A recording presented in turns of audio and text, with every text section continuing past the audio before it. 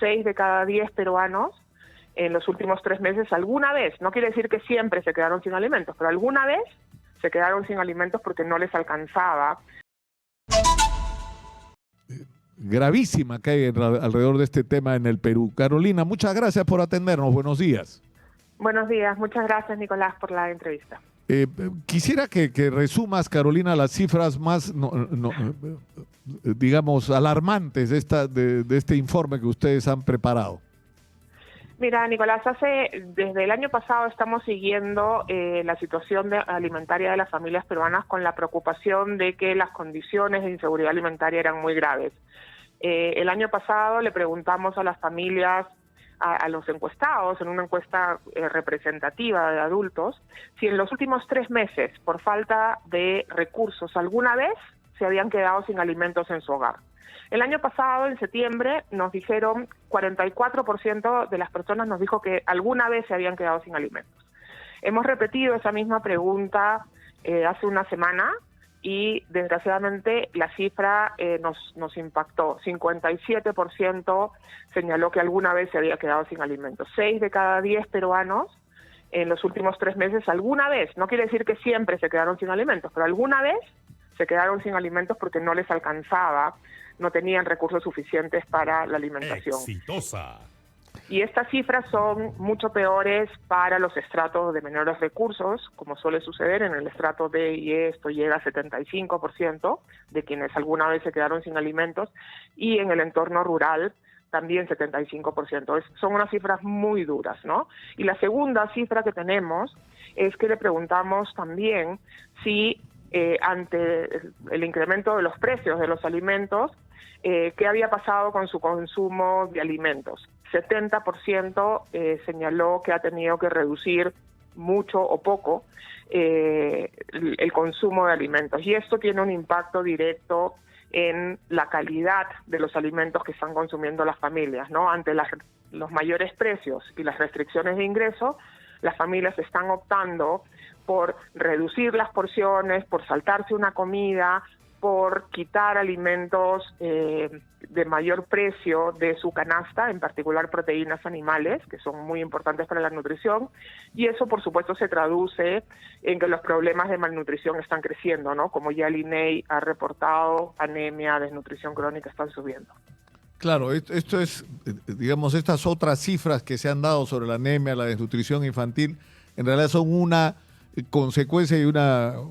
Sin duda, si no tienes que comer, o comes mal, comes poco y comes mal, ¿no? Es imposible que le podamos exigir a las familias que aseguren la nutrición, ¿no? Ahora, es tremenda la cifra, ¿no? Es porque terrible. Lo que dice es 70% de la gente que ha tenido que disminuir la cantidad de alimentos que consumen y solo el 19% que dice que ha mantenido la calidad de su alimentación. O sea, solo el 19%. 7%. El 19% dice que ha logrado mantener su consumo alimentario sacrificando otros gastos. Claro. Pero solo 7%, 7 de cada 100 personas, Exitosa. dice que ha podido mantener su consumo alimentario sin problema, ¿no? Y eso lo que te refleja es que para el grueso, para el 93% de las familias peruanas, el tema alimentario es una preocupación, se ha traducido en reducciones o en el consumo de alimentos, o han tenido que sacrificar otras cosas para asegurar que pueden seguir consumiendo su misma canasta alimentaria, claro, ¿no? Es muy grave. Tienes que priorizar, ¿no es cierto? Exacto. Y una de las prioridades es la alimentación. Ahora, exacto. Y como sabemos, para los hogares de menores recursos, el consumo alimentario representa una proporción muy importante de su consumo total, ¿no? En el estrato de menores recursos, en el 20% de menores recursos de la población peruana, el gasto en alimentos es casi la mitad de su presupuesto total. Ahora, tenemos un problema con la información cuando se habla, por ejemplo, porque esto debería estar relacionado con los ingresos y con el empleo, ¿no es cierto? Exacto. Pero estamos viviendo como una realidad. O sea, como que las cifras oficiales no reflejan necesariamente la realidad que está viviendo la gente. Te digo, Carolina, dos experiencias. Una persona que trabaja como vigilante de un edificio me lo encuentro el otro día saliendo temprano, corriendo, porque iba al otro trabajo que tiene. Es decir, se pasa toda la noche cuidando un edificio y tiene que estar despierto porque trabaja en una compañía que controla que no te duermas. No sé en qué momento duerme, en el momento que va en las combis yendo y viniendo, porque se estaba yendo a trabajar como albañil en una obra. O por ejemplo, he tomado un taxi hace unos días, tomo taxi todos los días, ¿no? Pero tomé uno que me contó que venía de trabajar toda la noche también como vigilante en unas de estas obras que se hacen en la calle, ¿no? Que tienen personas que tienen que quedarse ahí cuidando los equipos y el material. Es una vida durísima, ¿no? La situación es muy grave porque no estamos viendo una recuperación del mercado laboral, es decir, no es que hayan opciones de conseguir más empleos ni mejores empleos para los que no tienen empleo. No estamos viendo una recuperación de los niveles de ingreso, de las remuneraciones para esos empleos, ¿no? Los que son vendedores ambulantes no están vendiendo más porque hay un problema de crisis económica. Entonces, los ingresos están estancados, las oportunidades de empleo están precarizadas porque además nos hemos informalizado más que antes, pero además tenemos una inflación alimentaria que es mayor a la inflación promedio, es decir, entonces con lo que ganamos cada vez podemos comprar menos alimentos, ¿no? Y ese es el problema. El problema que tenemos en el Perú no es un problema de falta de alimentos, de escasez, es un problema de capacidad, de acceso económico de las familias a los alimentos. Y lo peor, y que se refleja en las historias que tú has contado, es que como no hay medidas de política pública para ayudar a estas familias en esta situación de crisis, le estamos dejando la responsabilidad de enfrentar esta situación a las familias con lo que tienen.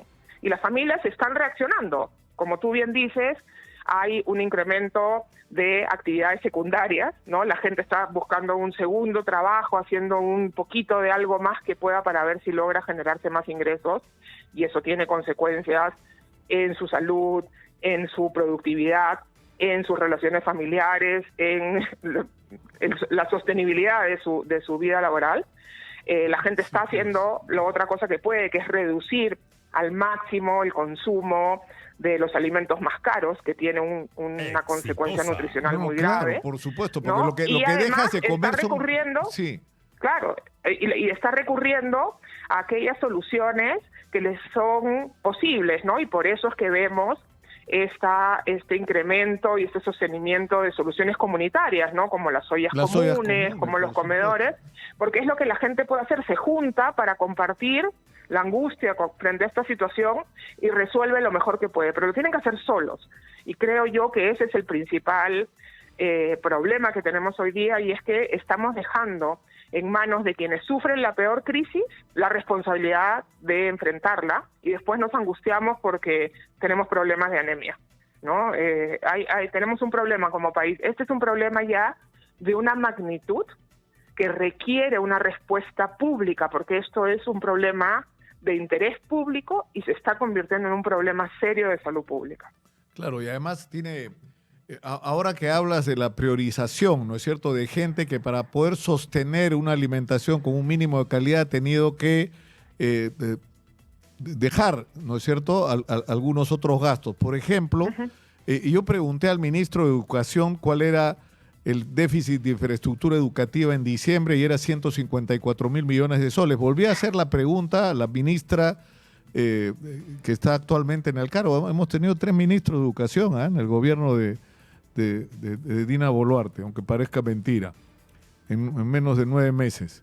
Y lo que me dijo fue horrible, era 164.000, o sea, había subido 10.000 millones de soles el déficit.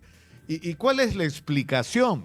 Una de las explicaciones es que ha crecido la demanda por educación pública. ¿Por qué? Porque los padres de familia que tenían a sus hijos en colegios particulares, muchos de los cuales daban educación de pésima calidad, pero había la sensación de que si estabas en un colegio particular iba a ser mejor. No es mejor, pero no importa. Lo cierto es que estos padres ya no pueden pagar, entonces se convierten en padres que están demandando educación para sus hijos en los colegios públicos, que ya no tienen espacio, que no tienen infraestructura para albergarlo, no tienen capacidad. Pero esa Exacto. sola es una señal de lo que está pasando, ¿no?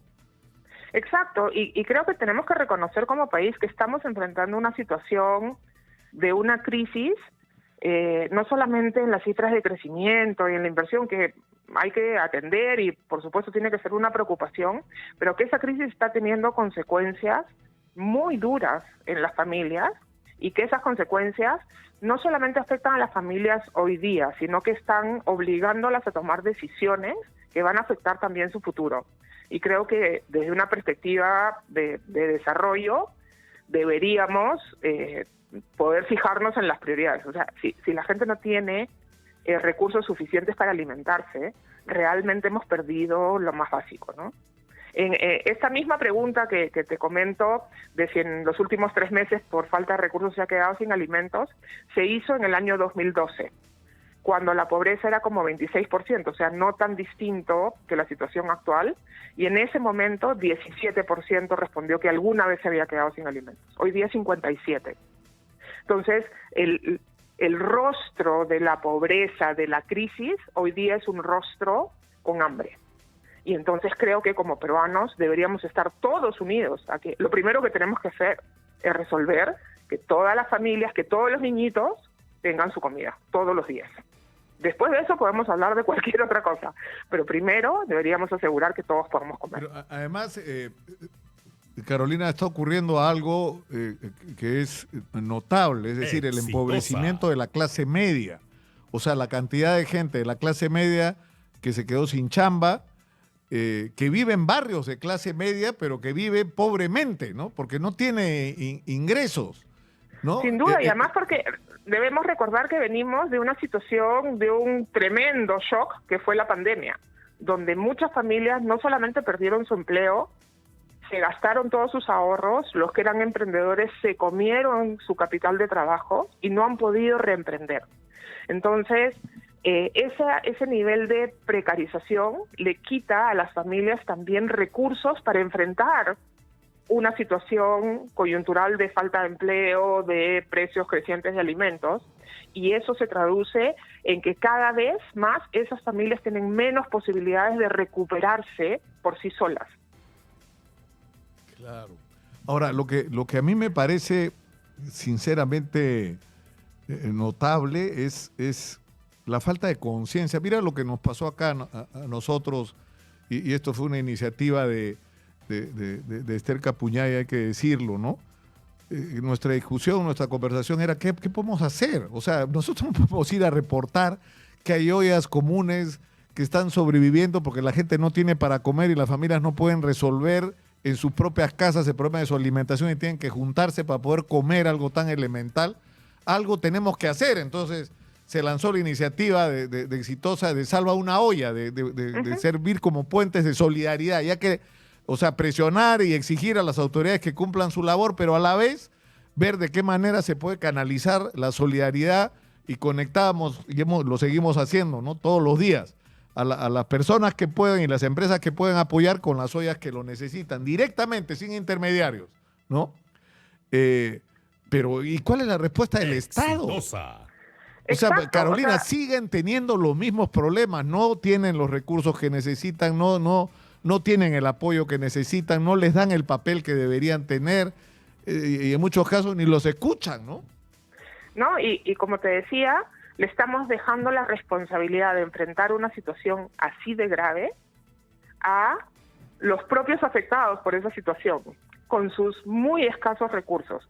Pues yo creo que ahí tenemos, por supuesto, que poner en valor y reconocer el tremendo esfuerzo y el tremendo rol que están cumpliendo las señoras de los comedores, de las ollas, ¿no? En continuar donando su tiempo que podrían usar para generar ingresos para sus familias, ¿no? Y lo están donando para tener un esfuerzo comunitario, porque las señoras de las ollas recuperan vendiendo las raciones al menor precio que pueden y además donan muchas raciones a las personas de su comunidad que no pueden ni siquiera pagar los 2.50 soles, 3 soles del menú del día. Eso, ¿no? Carolina... Y no se los estamos reconociendo, ¿no? Claro. Es un problema de todos los peruanos, no de las señoras de las ollas. Y creo que ahí el principal problema, Nicolás, es que el tema alimentario no es responsabilidad de nadie en el Estado. es un poco de salud por el lado de la malnutrición, es un poco del MIDIS por la situación de pobreza, es un poco del MIM porque son poblaciones vulnerables, un poco de agricultura por la producción de alimentos, un poco de produce por las MIPES, pero la verdad es que no hay nadie que articule esos esfuerzos. Incluso si hicieran todos bien su trabajo, tendríamos un problema. Pero lo que estamos viendo es que todo el mundo se voltea y dice, no es conmigo, no es mi responsabilidad. Qué situación. Carolina, te agradezco mucho por esta conversación. No, gracias, Nicolás, por ocuparte de este tema. Esto debería ser una prioridad para los peruanos. Exitosa. Por supuesto. Muchas gracias, Carolina.